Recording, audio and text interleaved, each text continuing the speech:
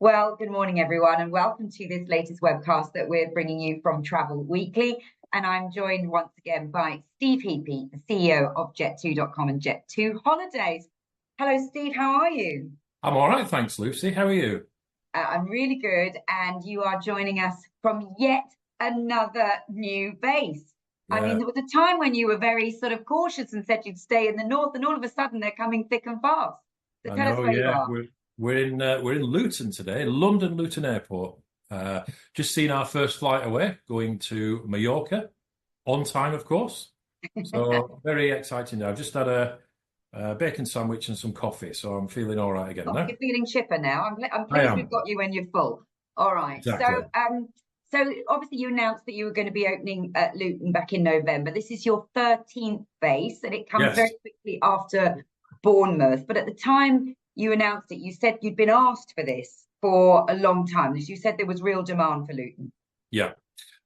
We had from some of our customers that go to other bases, and Luton was more convenient, and from some people that hadn't booked with us before, and from travel agents. They wanted us to expand our footprint and offer flights and holidays from here. We've got them on sale, and so far the sales are going well, and we had very full flights going this morning. So Just, very, just, just very remind exciting. us how many. Sorry, Steve. Just remind us how many.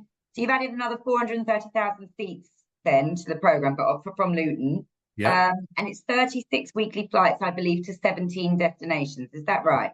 That's correct. 36 flights a week, 430,000 seats, 17 destinations. Can you name them? Well, I've got the press release in front of me, Steve. Yeah, yeah, I can. Can you? I can, yeah. Go on then. But you've mentioned Mallorca. That was your first one. I think you've got Tenerife and also Antalya today, and then Yeah. you're obviously So, flying. two Balearic Islands, Ibiza and Mallorca, four Canary Islands, Tenerife, Gran Canaria, Fuerteventura, Lanzarote. We have three mainland Spain, Alicante, Girona, and Reyes. We have three Greek destinations, Crete, Heraklion, Rhodes, and Zante. We have the lovely Verona in Italy, Faro and Madeira, or Portugal and Madeira, I should say. And then in Turkey, we've got Antalya and Dalaman. So hopefully something for everyone. Yeah, in 17 fact, two, destinations. two, two of those destinations are exclusive to Luton, aren't they? They are, yes. Yeah. So very exciting. Customers very happy this morning. We treated them to a breakfast. One lucky customer and her family won a holiday in a five-star hotel. We had a little draw thing, a little tombola That's thing on great. board. Really So everyone went away happy, and hopefully, well, not hopefully, definitely they will experience our award-winning service. No doubt you saw the TripAdvisor thing a couple of weeks ago saying we had the friendliest cabin crew in the UK. Oh, good for you. Yeah. And well done for getting award winning in, and we're only 5 minutes in. So excellent. Now you've got talk to us. You've got two new aircraft there. These are the Airbus Neos, and you've created 125 jobs as well in the region. That's right, 125 direct jobs, and no doubt there'll be more jobs created on the back of that indirectly. Yeah, we've got two of our new aircraft, Airbus A321neo, more fuel efficient than the existing generation of aircrafts, half as noisy. And we've got, as you know, an order for 146, $18 billion order. And we're very pleased to have them here at Luton. Yeah. So, And this um, is obviously just an initial sort of foray, I guess. The plan would be to grow this, I guess, eventually, if it goes well. uh, absolutely, that is the plan. If you look at our other bases, we've got a history of growing pretty quickly, and we very much hope to be able to do that here at Luton as well. There's certainly the demand there for our award-winning package holidays and flights.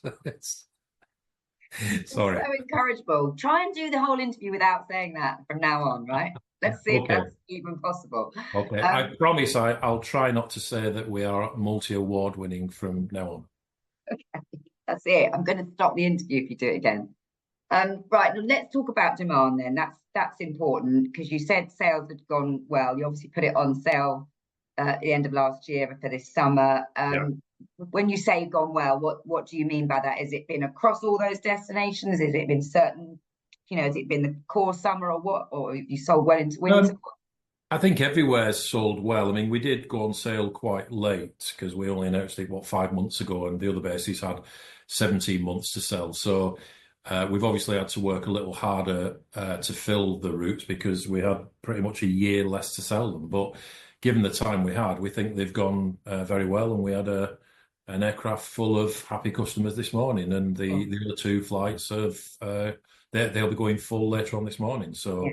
Yeah, very happy with it, Lucy. I mean, it's the first day, but nevertheless, it's hopefully it's the start of a long and successful story here at London Luton. Yeah, because you've got competition there, of course, haven't you? You've got Ryanair and Wizz and EasyJet, so TUI. So what? So I mean, you obviously felt there was room for you as well.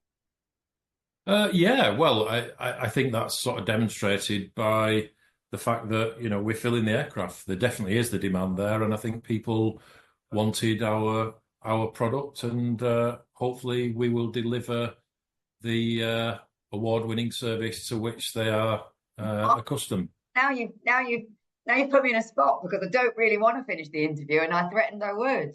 It's like when you tell your kids you're going to do something and then you never follow through with it. I'm sorry, Lucy. You're like a naughty child, Steve. I'll try harder. I know you're disappointed with me, and I'm disappointed with myself. Yeah, well, I mean, but the thing is, look, I mean, let's just talk about that. You are there with some stiff competition, and you're saying that people want your product. You have to keep evolving your product clearly to make sure they do come in and ask for yours. So what are you doing to make sure that what you're offering is different to the other players coming out of that airport or anywhere else you've got competition? Well, I think our package holiday product is differentiated. Obviously, the service element. We've got our overseas customer helpers in resorts. Many holiday companies don't have those, and those people, help our customers make sure they have a great holiday. They're there to sort any problems, to help them with anything they want, and it's something that we're very proud of. Our customer service scores, customer feedback is very, very complimentary, and it's something we'll keep doing. You've got to continually raise the bar higher. Yeah, because other people will, you used to talk about your baggage allowance. Obviously, you've got your in-resort check-ins and things like that, but other people then do the same sorts of things. So how will you continue, maybe the rest of this year and into 26, how will you continue to sort of make sure your offering is differentiated? Well, you've got to keep looking at what you do. You've got to look at your customer satisfaction scores, see where people are complimentary about you, see where people are not very complimentary about you. Don't get all precious about it and upset when people complain. They're complaining for a reason. Look into it, find out the cause of the problem and fix it. And that's what we do. You've got to continually raise the bar higher. All right. So great news about Luton, and I don't want to, take away from that. But if we can talk about just the year in general, Steve, because I don't know how you've found it. You obviously added capacity, as did EasyJet. We spoke to them yesterday because they were opening Southend, and they were saying they were very comfortable with their increased capacity. But when I spoke to TUI, they were saying they were very pleased they hadn't increased capacity because they said, there was a lot still left to sell. So where are you sitting on that? You did increase. Are you comfortable? Yes, I am. I'm comfortable with where we are this summer. We have increased capacity across the board by 9%. Roughly 5% of that is in the new bases. So like for like, just over 4%. But I'm pretty comfortable with where we are. Yeah, it's been a consistent sales period so far. It's not. It was a bit tricky, right? Wasn't it? Right at the start, it was a bit. Yeah, I mean, it got off to a slower than normal but steady start, and I think that's how I would describe it. It's been steady. So I'm pretty happy with where we are at the moment, Lucy. Yeah. Okay. And so we've got agents though that are saying there are, and quite a few we've been talking about, and they're saying there is still a lot out there. They're anticipating obviously a stronger late market, but they're saying they do expect tweaks in the pricing. They think there is going to be some discounts there. What's your view on that? It depends really. If it's a late market, then it may be the case that there is some discounting, but you have to be careful not to sort of lead the market, don't you? If you start discounting too early, then you condition people to expect discounting closer to departure, and it becomes a self-fulfilling prophecy that it's a late market. So people have to try and hold the nerve and not start a downward spiral of pricing, which of course isn't good for the industry because we all need to make profits to make sure we can invest in our companies in the future. So, So do you worry about, I mean, it sounds like you're not going to be doing that, but do you worry that other people may bottle it and they have to? well, you never know. I would hope that isn't the case that they do, but you've got to see how things pan out. Hold your nerve. It looks like it might be a late market, so don't jump too early. Yeah. What are the alternatives if you weren't to reduce your pricing? Then could you just build more in, or what can you do to sort of get the market moving and not actually create a price war? Well, dropping the price should be one of the last things you do. If sales are slow, you should be marketing and try and attract customers, try and persuade them to book a holiday, give them a reason to book a holiday. I mean, why wouldn't you want to go on holiday? The weather's not great. It's a bit sort of depressing at the moment. There's not a lot of good news around. Why don't you get on holiday, get a bit of sun and relax? So, and it's very consistent. If you look at some of the economic data and the Barclays monthly spending report, it's consistently said that people are not spending as much on lottery tickets, streaming services, nights out, etc. But holidays is still very consistent. I don't think it's I think we know now it's not a commoditized product anymore. It's an essential purchase. It's certainly an essential purchase for me. I need a bit of sun. I need to get away from things. And I think everyone else is the same. Holiday is so important, and it's good for your health as well. I think we saw that during the pandemic that people really missed it, and there was some studies that said having a holiday is actually good for your health physically and mentally. So why wouldn't you get away? Yeah, you mentioned though that it's pretty depressing at the minute. I mean, we're doing this interview, it's the 1st of April, or what some people are talking about, they're calling awful April. We've got all these increased costs coming in, energy bills, the cost of living is going to be biting again a bit more. We've got the national living wage. So there's a lot coming down the line, Steve. Does that concern you at all in terms of whether people, I know you're saying a holiday is an essential, but it is going to create some issues for certain people, isn't it, in terms of their disposable income? It could do, yeah, it could do. We just got to make sure that we attract as many people as we can with the right products and the right pricing. But also something that's very important is the service we provide. People want value for money. It's not necessarily being the cheapest. You've got to provide great customer service as well. And if someone picks, for example, a multi-award-winning company with overseas customer helpers in resort, then that probably would make a big difference to them because they would ensure there's the quality there for what they're paying. Okay, so you're not concerned about the economy or the impact of it on certain people's ability, or do you think it will check?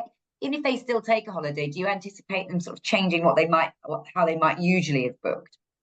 They could do. I mean, you might see the average stay come down. People tend not to trade down on star rating or board basis if they're used to something. Yeah. But they might stay for one night less to keep, within budget. And that's something that obviously we're very good at because we do holidays of any duration. I mean, we pioneered that 15 years ago. Yeah. And it's a very strong part of our offering that people can book for pretty much any duration they want, so they're able to choose in line with their budget. So you might see a bit of that as if people are tightening their belts in some way. Yeah, and you got to make sure you provide value for money. And like I said, it's not just about the price; it's about what people get for the money. They want to feel like they've not been ripped off and they've had a great time. Because whatever you're spending, you want to feel like a VIP on holiday. You just want to relax, get away from everything, and you want everything to go well. So you have to make sure you deliver on that. At the Hayes IG conference yesterday, we were reporting that they were saying actually long haul and cruise were particularly strong for them because actually the pricing on long haul was now getting closer to a short haul holiday. Do you see that having an impact on your business at all? If people are thinking, oh, well, I could go short haul, but hang on, for that price, I can actually go long haul. There's always an element of people that will go long haul, and maybe people choose to do that once every few years, but I think the short market is still very strong. A lot of people, particularly when they're trying to manage through a budget and they perhaps, because of that, want to stay for a fewer number of days, short haul becomes more attractive because you spend less time on an aircraft. So I would suggest that, if people are watching the budgets and looking at the number of nights they stay, well, short haul's better because you get more time in resort. Yeah. And just before we finish on the sort of cost and economy side of things, obviously there's indications now that Rachel Reeves might have to increase taxes again later this year.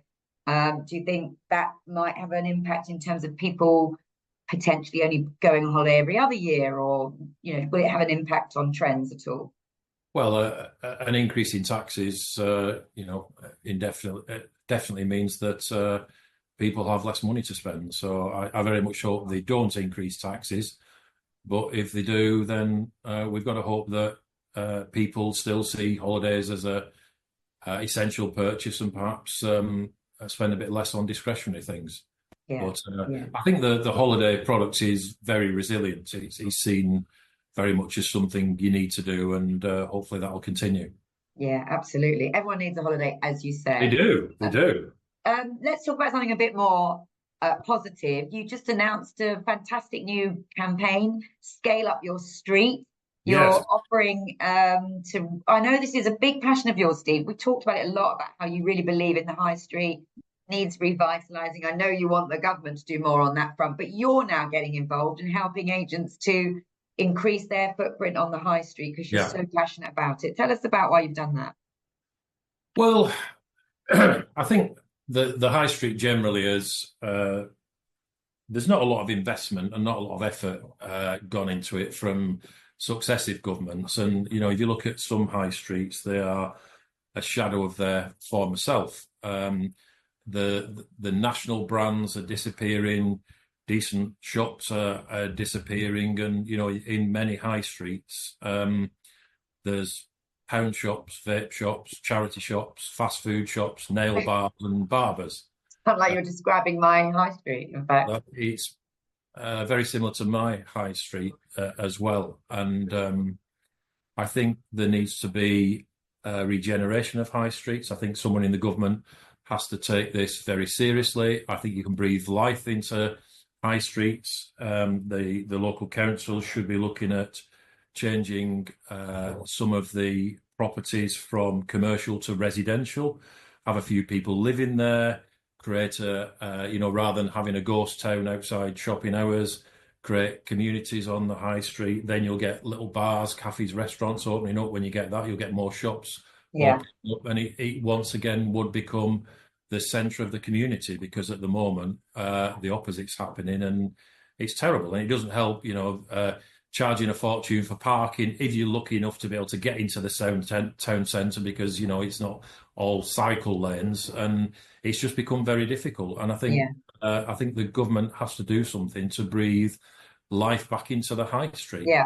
And until they do, you've decided to take matters into your own hands and come up with your own little campaign then. Well, yeah, I mean, there's not a lot we can do. Obviously, we're not in government, but we want to do our little bit to help. And there's a lot of people out there that want to perhaps start a travel agency or expand their travel agency, and if we can help in some way, we will do, because travel agents always have been and still are a very important part of our business, and we want to help to build that. I mean, you're underplaying it a little bit. You're talking about six-figure sums of money that you're prepared to potentially invest in these 10 winners. They've obviously got to do a very substantial pitch to you. They've got to get past a board of judges. But I mean, that's not insignificant. It's the financial contribution. Plus, you've also promised training and just general support to help them run that as well. So, I mean, you're being a bit humble about it, but it's a really nice initiative. It is. It was Alan's idea. Alan Cross. He's very passionate about the high street, obviously, because he's responsible for our travel agent relationships. But it's something Alan's very passionate about, and I think it's a great idea. And I hope it's successful. I don't see why it wouldn't be. Yeah. All right. Well, I think agents have got until the end of April to submit their pitches. So we'll obviously hear in a month or so who has been successful, and we'll follow how they get on, and that will be great to see. I don't think I'm on the panel of judges. Alan thought I was too miserable and grumpy, so I think I've been banned from I the think he's panel. 100% right. Stay away. I'd never get any money if it was you. Um, last time we spoke, Steve, you said you'd been quite encouraged by your initial conversations with the new government. Do you, obviously it's a few months on now. Do you want to, I mean, have you spoken to them any more since then? You were talking, they were being more positive around, Yeah, we've met a and few people. Heidi Alexander, the Transport Secretary, Mike Kane, the Aviation Minister, met them both, and they've both made positive noises about what they want to do in terms of airport expansion, the SAF mandate, etc., and the revenue certainty mechanism. They just need to follow up words with action now. I think a strong aviation sector is even important to the economy. That's something Rachel Reeves has said. So I hope that they will put in place the revenue certainty mechanism pretty soon. So yeah. that's So that it feels like it's the same as what we said before then. So you've had those meetings, but you haven't seen any actual action since. that's right. Yeah, we've heard a lot of very positive statements, but we need action. We need people to build SAF plants in the UK, and the SAF companies won't build SAF plants until there's the revenue certainty mechanism. So it follows that the quicker you get the revenue certainty mechanism in place, the quicker you have SAF plants, and SAF therefore should be cheaper because we don't have to import it Yeah. from overseas. And then it makes it a viable alternative for you to put into your businesses. Yeah, because otherwise it's just another demand management mechanism whereby prices keep going up for air travel, and when prices go up, demand will drop. And I think we've got to be very, very wary of this, because if prices keep coming up, demand will drop. And who are the people that will not be booking? It's the people at the lower income ends of the scale. And I think it's disgraceful that people at the lower end of the income scale will be the ones that won't be able to fly and go on holiday. Everyone should have the opportunity to go on holiday. So I hope as I said, Heidi and Mike have certainly made good noises. They both seem very energetic. And Do you think that could happen this year? I hope so, yeah. Okay. All right. They've obviously got a lot on the plate. I know, and it's already April. You sort of feel like we're in the start of a new year, and then you realise we're already quarter of the way through. Yeah, but I'm encouraged by them both. They're both very approachable people. They both seem very passionate about their sectors and their areas of responsibility. And I look forward to carry on talking to them, and hopefully, we'll see some progress. So pretty encouraging so far. Yeah. All right. Okay, conscious of your time, Steve. I know you've got to see the next flight off. Just before you go, though, I mean, are you going to calm down and have a little bit of a rest on opening new bases, or have you got more that you're looking at? No, this is it for some time. It is, Lisa. I know I said that last time, and then we announced two, but Exactly. no, this is it. We've got a lot to do now. We're Liverpool's in its second year of operation, just increased that to 5 aircraft. Bournemouth started a couple of months ago. Summer 26 is on sale. That'll be up to 3 aircraft then. And then we've just started London Luton Airport. So we've got a bit of nurturing to do from our younger bases, whilst keeping our other 10 bases, growing as well. So there's a lot to do, Lucy. So this is it for them. It would be remiss of me not to ask, just in case you're going to slip Of another course. one in there. And also, I mean, I might as well ask, are you, because everybody always wants to know, will you consider long? I feel slightly futile, but I've got you here, and you always say never. But people, if I look on any chat, people want Jet2 to fly long haul. Yeah, predictably, I'm going to say never. I didn't want to disappoint you, but you never know. But we've got a lot to do in our current sphere of operation. We've got 135 aircraft this summer. They'll be flying to lots of places around the Mediterranean, North Africa, etc. And we've got a lot of customers to keep happy, and a lot of bases to manage. So we're very concentrated, as always, on looking after our customers and making sure they have a great time. Yeah, and you've made a success of kind of sticking to your knitting, haven't you? You know, like what you do well, and just slightly expanding each time, but doing the same. You know, short haul is your expertise. Yeah, and we've seen in the past companies that have perhaps attempted to do too much too soon. Some of the projects were perhaps vanity led and they've come unstuck. And you know, you've got to be very disciplined and constrained and make sure when you do something, you know, it's fully justified and you've thought about it carefully. Otherwise, you can end up in a mess. So we've got a lot to do in terms of our current bases and current destinations. So, and just on the current, I mean, we've obviously covered bases, but in terms of destinations, are they all doing okay, or are you seeing different trends at all this year in like in terms of people being particularly, you know, wanting to go to certain places? pretty consistent across the board, really. No real standout performers or underperformers, but we're seeing that people want to get away and go on holiday, and I think you know destinations have good periods and bad periods. Yeah, But it is. You're right. There's like, you know, certain. There's always a bit of an up and down, isn't there? And some come into yeah, fashion and then they're back again. it used to be the case that you know a Western Mediterranean customer would always go to the Western Med and Eastern, vice versa. But people seem to be a bit more adventurous now and want to get around the Mediterranean. You know, they want to perhaps tick off destinations and try different places, and that's great. Why wouldn't you? Yeah. All right. Good stuff. All right. Well, I'm conscious of your time, Steve. Thank you for joining us. Good luck with the next flight. Hope it goes on time. Thanks, Lucy. I'm sure it will. The other one went bang on time, and I'm sure the next one will. Looking forward to seeing that off and seeing Luton develop over the next few years. Us too. All right. Well done. Thank you so much. And good luck Thanks, with the rest Lucy. of the day. Thanks. Thank